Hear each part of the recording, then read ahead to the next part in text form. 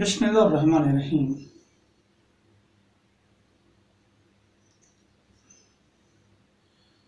अल्हम्दुलिल्लाहि रब्बिल आलमीन अर्रहमानिर्रहीम मालिकि यौमिद्दीन इय्याका नअबुदु व इय्याका नस्तईन इहदिनस सिरातल मुस्तकीम सिरातल लज़ीना अनअमता अलैहिम गैरिल मग़दूबि अलैहिम वलद्दालिन आमीन। मेरे प्यारे दोस्तों और अजीजों, मैं आज इस टॉपिक पर कुछ गुफ्तगू करना चाहता हूँ, कुछ बताना चाहता हूँ, कुछ कहना चाहता हूँ। वो टॉपिक मेरे दिल में काफ़ी वक्त से गूंज रहा था और कि उसका मकसद क्या है। कहने का मकसद कि इस इंसान को दुनिया में उस परवरदिगार ने, उस मालिक ने, उस ईश्वर ने आखिर क्यों भेजा यहाँ पर।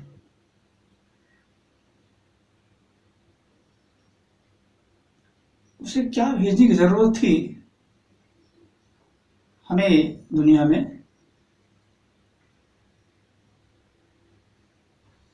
क्या उसकी इबादत के लिए दुनिया में और आसमान में क्या फरिश्ते कम थे, मलाइका कम थी,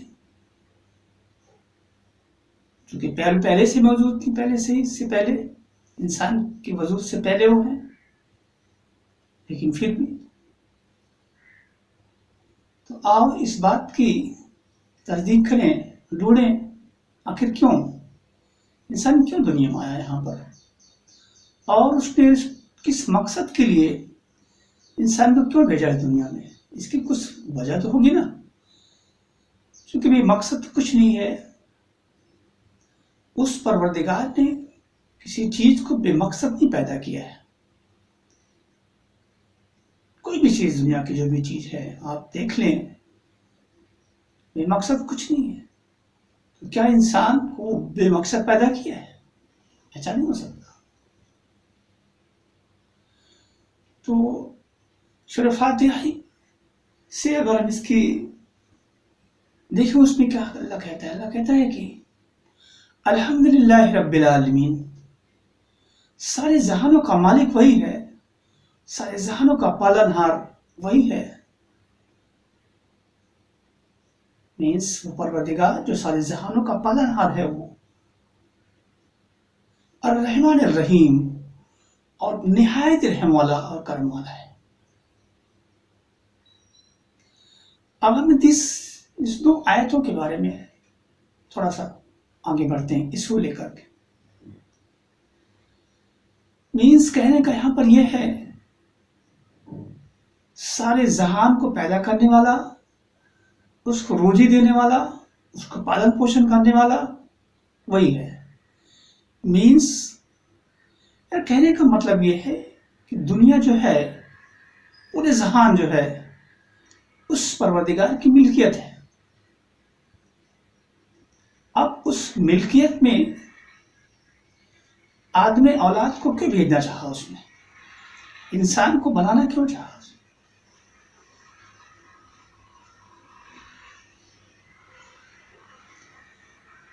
इंसान को वजूद में लाना क्यों चाहा उसने।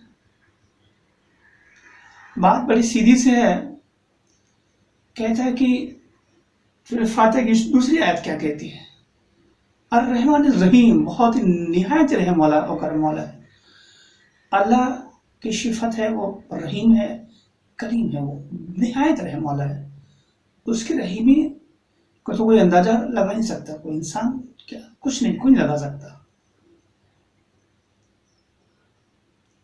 अल्लाह ने इंसान को पैदा करना इसलिए चाहा कि उसके पीछे मकसद ये है, उसे कुछ अता करना चाहता था, कुछ से स्पेशल गिफ्ट कुछ उसे बेहतरी देना चाहता था।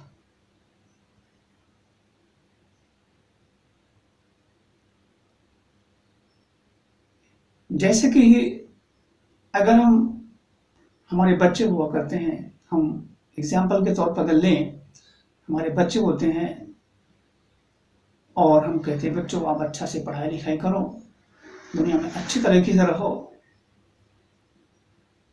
कोई गलत काम मत करो, कोई ऐसा काम मत करो जिससे कि माँ बाप की बदनामी हो, दुनिया में आपकी रुसवाई हो। आप ठीक से पढ़िए, दिल लगा करके अच्छे काम कीजिए। आपको मैं ये गिफ्ट देना चाहता हूँ। अगर आप कोई बच्चा अगर किसी स्कूल में पढ़ रहा है और कहते हैं, माँ बाप कहते हैं उनको कि बेटा अगर तू 10वीं में अगर इतने परसेंट लेके आएगा, 90% लेके आएगा, 60% लेके आएगा, 95% लेके आएगा, तो मैं तुझे ये गिफ्ट दूंगा। उससे अच्छा रहेगा तो उससे अच्छा गिफ्ट दूंगा मैं। तो ये ग्रेडिंग होती है। हम अपने बच्चों को इस तरह से उसे गिफ्ट देते हैं ताकि वो दिल से पढ़े, इस लालच से पढ़े। ये तो एक इंसान का मामूल है दुनिया में। क्योंकि हम अपने बच्चों से बेपनाह मोहब्बत करते हैं।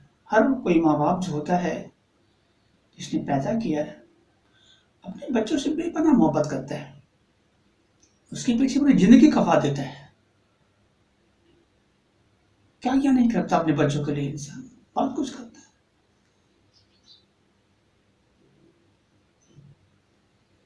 तो जिस बच्चों को हमने पैदा किया है, जना है, उसके लिए अपनी जिंदगी लगाने के लिए माँ बाप तैयार रहते हैं और करते हैं। जबकि फायदा किसका उसमें है? फायदा उस बच्चे का है। माँ बाप उसमें फायदा नहीं इतना होता। बस माँ बाप का इंटेंशन ही होता है कि वो बच्चा अच्छे से पढ़ ले, अपनी बेहतरी की तरफ अपने पैर पर खड़ा हो जाए, कोई उसे तकलीफ ना हो। इसके सिवा कुछ माँ बाप का कोई इंटेंशन होता ही नहीं। मेरे साथियों, बस एक इंसान जो अपने बच्चों को पैदा करता है और इतना बेपनाह मोहब्बत करता है, उसके लिए क्या क्या नहीं करता है। उसके बाद जब पढ़ लेता है तो उसको गिफ्ट देता है। अरे उसने पढ़ा अपनी जिंदगी सुधारने के लिए, अपनी बेहतरी के लिए उसने पढ़ा है, उसकी वजह सब कुछ करता है। उसके बाद में उसको गिफ्ट देता है, उसको इनाम एहतराम देता है उसको। क्यों? कि बेपनाह मोहब्बत करता है उससे। ठीक इसी तरह से अल्लाह अपने बंदे से बेपनाह मोहब्बत करता है। सारे जहान का मालिक है वो, उसके पास सब कुछ है, उसके खजाने में किसी चीज की कमी तो है नहीं। वो इंसान को पैदा इसलिए करना चाहा कि उसे एक बेहतर गिफ्ट, उसे एक बेहतर इनाम देना चाहता था।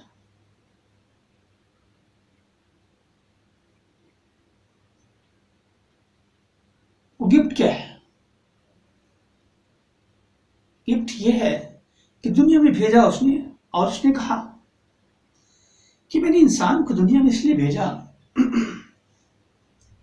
कि जाके वो मेरी इबादत करे। मैंने इंसान और जिन्नात को इसलिए पैदा किया कि वो सिर्फ मेरी इबादत करे।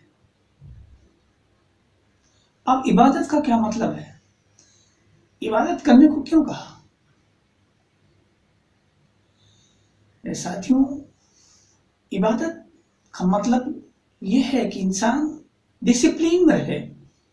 जिस चीज से उस परवरदिगार ने, उस ईश्वर ने, उस अल्लाह ने जिस चीज से मना कर दिया है उसे मान जाए। जिस चीज को कह दिया कि ये अच्छा है, तुम्हारे लिए बेहतर है, बेशक वो बेहतर है। जो कहता है वो बेहतर तो बेहतर है, इसमें कोई शक की गुंजाइश ही नहीं है। तो उस काम की तरफ हमें करना चाहिए, उस काम को करना चाहिए। दुनिया का हर वो काम जो उस परवरदिगार ने कहा बेहतर है, अच्छा है, जो कोई मेरी बेहतरी चाहता है, उस काम को करने का नाम इबादत है। अपनी जिंदगी को जो है उस परवरदिगार के बताए हुए एक काम के तरीके पे चलना, नबी के तरीके पे चलना और उसके हुक्म के मुताबिक जिंदगी गुजारना, इसी के नाम इबादत है। अब इस इबादत में, इस डिसिप्लिन में रहकर जब बंदा जाएगा यहाँ से, दुनिया क्या है? दुनिया टेस्ट ऑफ लाइफ है, इम्तिहान की जिंदगी यहाँ पर है, इम्तिहान है यहाँ पर इंसान। अल्लाह ने कुरान करीम में कहा है, कुरान करीम में कहता है, अल्लाह कहते हैं कि मैंने इंसान को पैदा इसलिए किया, जिंदगी हयात को पैदा किया उसके लिए, जिंदगी और मौत को पैदा किया कि मैं इसका एग्जाम ले सकूं, उसका टेस्ट ले सकूं मैं। तो अल्लाह रब्बुल इज्जत ने दुनिया में मौत और हयात पैदा किया इसलिए कि उसको टेस्ट कर सकूं मैं, कि अगर जितना बड़ा इनाम होगा उतना बड़ा उसका टेस्ट भी होगा। ऐसा तो नहीं कि किसी को कुछ भी इनाम दे दे बिना एग्जाम का। अभी हम टीचर हैं तो बच्चों का टेस्ट लेते हैं ना, बच्चों को एग्जाम लेते हैं, उसके बाद किसी को 80%, किसी के 90%, किसी का 50, कोई फेल भी होता है। अगर सबको पास कर दिया जाए तो फिर एग्जाम का मतलब ही फिर क्या है? तो जिन बच्चों को अच्छे मार्क, अच्छे बच्चे हैं, बोलेंगे सर हमने इतनी मेहनत की, ये भी 80%, मैं भी 80%, तो क्या मतलब है? फिर नाइंसाफी होगी। तो यहाँ पर इसी तरह से उस ईश्वर ने, उस मालिक ने इंसान को दुनिया में पैदा किया कि वो ईश्वर की इबादत करे, उस खुदा की इबादत करे, ठीक है। और जिंदगी और मौत को पैदा इसलिए किया, उसके दरमियान उसको टेस्ट करेगा। फिर वहां पर एक पीरियड होता है, जैसे एग्जाम का पीरियड होता है 2 घंटे 2.5 घंटे का, ऐसी जिंदगी में हमारी एग्जाम की पीरियड है ये 50 का, 60 का, 70 का, जो भी है आदमी की उम्र जो होती है, वो एग्जाम पीरियड है, वो टाइम है एग्जाम का। वो उसी के दरमियान रह करके अपनी जिंदगी को गुजारना है। उस ईश्वर ने जो पैगाम को बताया है नबी के जरिए, फिर जो इंसान यहाँ से उसके अहकाम के मुताबिक, उसके तरीके के मुताबिक इबादत करते हुए, अल्लाह की इबादत करते हुए दुनिया से जाता है, तो उसने वादा किया है कि जब तू दुनिया से वापस आएगा, वो तो कहता है कि जर्रा भर भी तू ईमान के साथ में आएगा। जर्रा की बात उसने की है और ढेरों की बात नहीं की है। तो मैं दुनिया से तुझे 10 गुनी ज्यादा बड़ी जन्नत दूंगा मैं। ये बात गौर की है। उसने ये नहीं कहा कि तू बहुत बड़ा आलिम बन के आएगा, बहुत बड़ा आबिद बन के आएगा, बहुत बड़ा कुछ बन के आएगा। जर्रा की बात उसने की। वो जानता है जो रहीम है, जो करीम है, परवरदिगार, जो 70 माओ से ज्यादा प्यार करता है अपने बंदे से। एक माँ अपने बच्चे से इतना मोहब्बत करती है, अगर उसके पैर में कांटे गड़ जाएं तो माँ को तकलीफ हो जाती है। जरा सा बुखार आ जाए ना,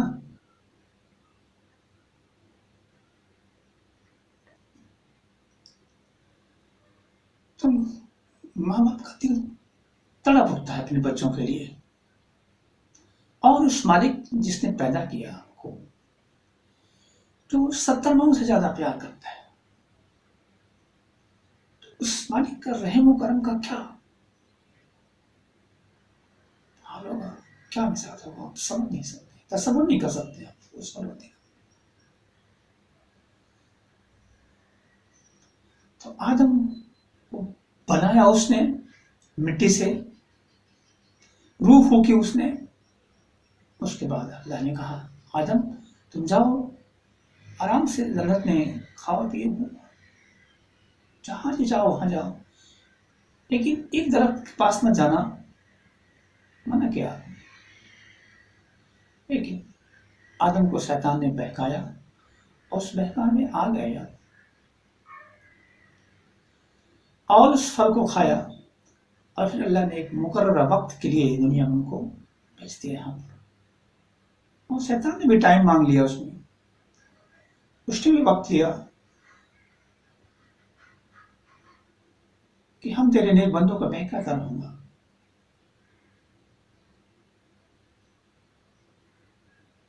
और वक्त उसको भी दिया अल्लाह ने और आदम को भी दिया वक्त। टेस्ट किस पे करेगा? इस आदम की औलाद पर टेस्ट करेगा, अपने सारे हाथ कंडे अपनाएगा वहां पर।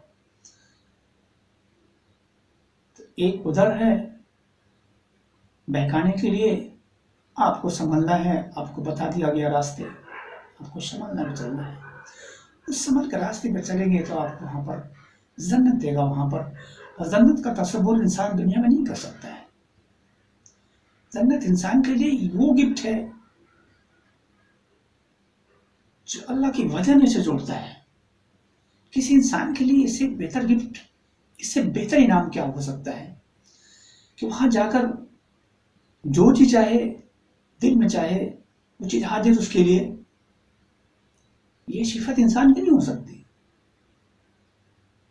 अल्लाह ने अपने बताने से जोड़ दिया उसको, इस तरह से जोड़ा उसने कि जो तू चाहे, जो जी चाहे तेरा वहां पे सोचेगा तो तेरे पास हाजिर हो जाएगी वो चीज। वहां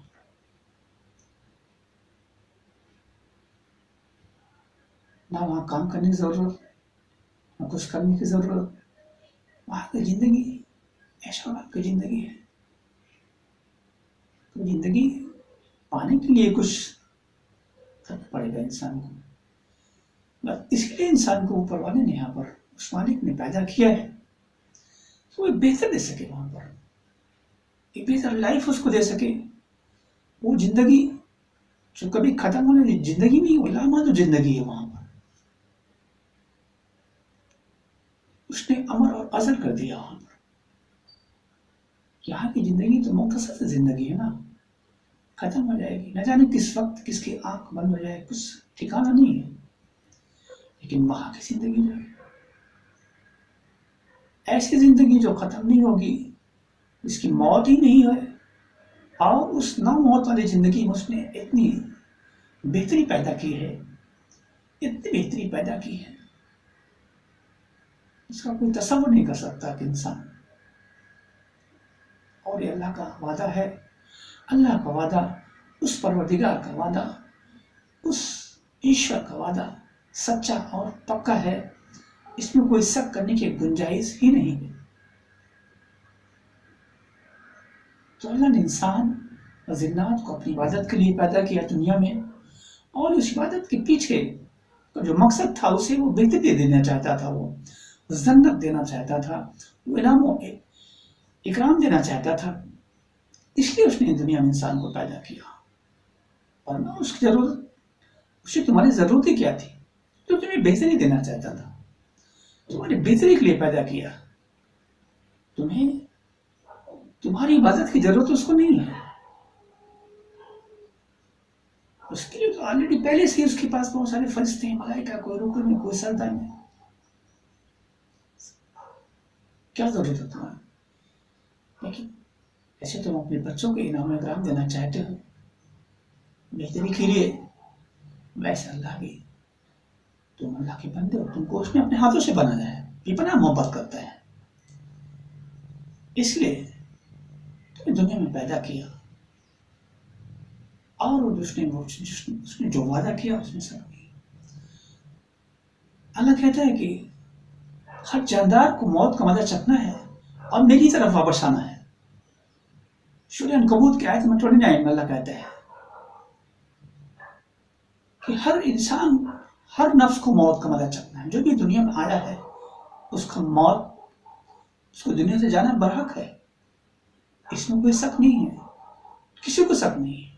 वो किसी का भी तबके का हो, चाहे जानवर हो, चाहे परिंदा हो, चाहे किसी धर्म का मानने वाला हो, इसमें किसी को शक नहीं है कि दुनिया से नहीं जाएगा, लेकिन जाना पक्का उसका है। किसी का इससे किसी का इख्तिलाफ नहीं।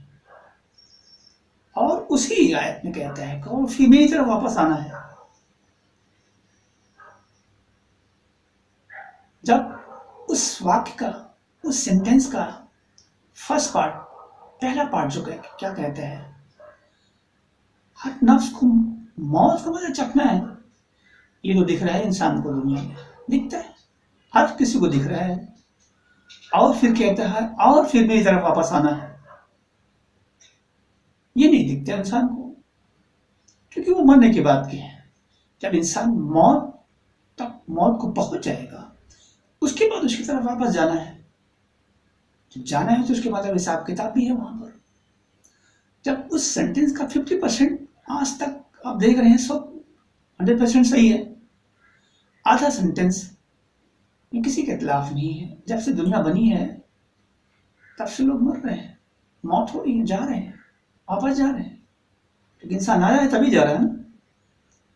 इसका मतलब हिसाब किताब भी है वहां पर। अभी हिसाब किताब है तो इसका मतलब कि वहां पर दोजख जन्नत भी है। इसका मतलब वहां पर इसमें शक की गुंजाइश नहीं होती वहां पर।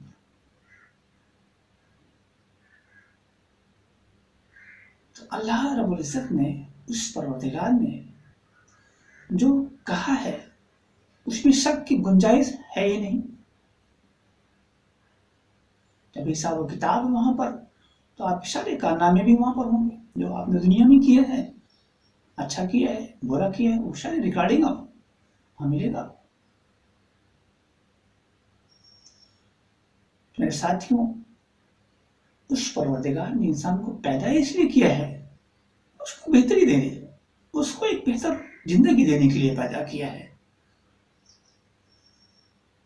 और वो यहाँ नहीं, इसके बाद टेस्ट के बाद टेस्ट ऑफ लाइफ, ये इम्तिहान की जगह है। अगर इम्तिहान में जो सो गया फिर तो फेल होना पक्का उसका है। इम्तिहान सोने की जगह नहीं है, अलर्ट रहने की जगह है, सोचने की जगह है। और जैसा टेस्ट पेपर आया उस तरह लिखना है आपको है। मीन्स जैसे उस परवरदिगार ने कहा आपको उस तरह जिंदगी गुजारना है आपको, तभी आप पास हो सकते हैं। वरना उस पेपर की तरह फेल हो जाएंगे। पेपर में आया कुछ, लिखा आपने कुछ, 0/0 मार्क मिल जाएगा आपको। इसी तरह से ईश्वर ने जो खुदा ने जो बात को कह दिया है, इस बात से मना किया मान जाओ, इस बात के लिए कह दिया ये करना है, उसके हिसाब से जिंदगी गुजार। उसके बावजूद आपको विल पावर दिया, उसने विल पावर दिया है, आपकी इच्छा भी है, आपको भी शक्ति दी है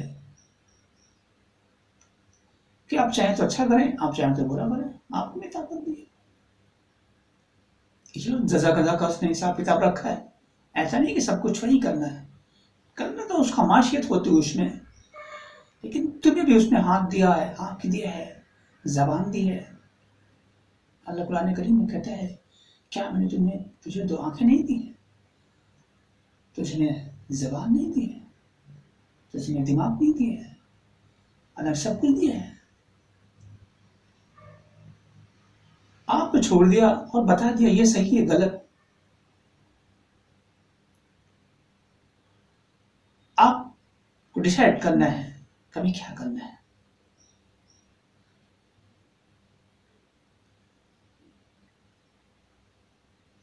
डिसीजन आपको लेना है, मदद फिर उसकी आएगी। जब तक इंसान डिसाइड नहीं करता है, कोशिश नहीं करता है, वो परवरदिगार उसकी मदद भी नहीं करता है। ये 100%। ऐसा नहीं कि आप बैठे रहो सब कुछ आपको मिल जाएगा वहां पर, ऐसा भी नहीं।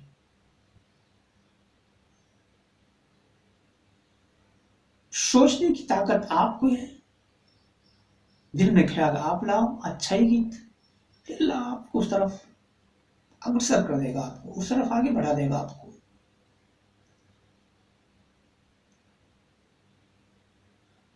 जैसे यूसुफ सलाम का एक वाक्य है कि आप बहुत खूबसूरत थे, बहुत खूबसूरत थे, आप नबी थे, आप खूबसूरत थे बहुत। जुलेखा, इसका नाम बारहा आपने सुना होगा, आप बहुत ज्यादा फिदा थी यहाँ पर, वो बहुत फिदा।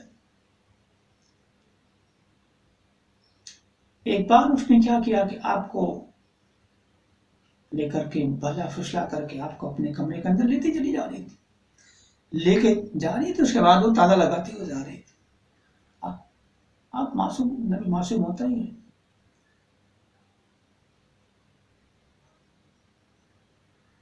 तीन कोठरी के अंदर लेकर गई, कहते हैं रिवायत माता है कि 3 कोठरी के अंदर ताला लगाते लेके जा रहे। और उससे बदफेली करना चाहते थे। आप नबी से, आपसे नबी से, आप यूसुफ सलाम से बदफेली करना चाह रही थी। उसके दिल में गलत ख्याल थे, फिदा थी आप पे। यूसुफ सलाम जो थे, आपने देखा आ गए अंदर, फिर आपने अपनी तरफ उसने माइल करना चाहा, आपको पीछे से कमीज पकड़े खींचना चाहा। आप आपका बक करेगा, क्या ये क्या है, क्या माजरा है।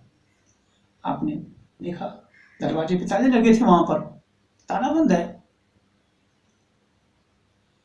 फिर भी आपने वहां से निकलना चाहा।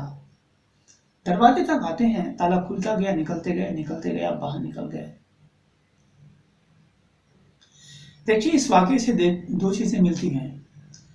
एक तो आपके पास ऑप्शन था कि आप उस काम में मुब्तला हो जाते, लेकिन नहीं। दूसरा ऑप्शन था कि ताला भी बंद था, वहां पर जा भी कैसे सकते थे, ये भी था। लेकिन आपने कोशिश की, एफर्ट डाला आपने, आप भाग करके दरवाजे तक गए। उसके बाद कहते हैं ताला खुलता गया, बाहर निकलते गए।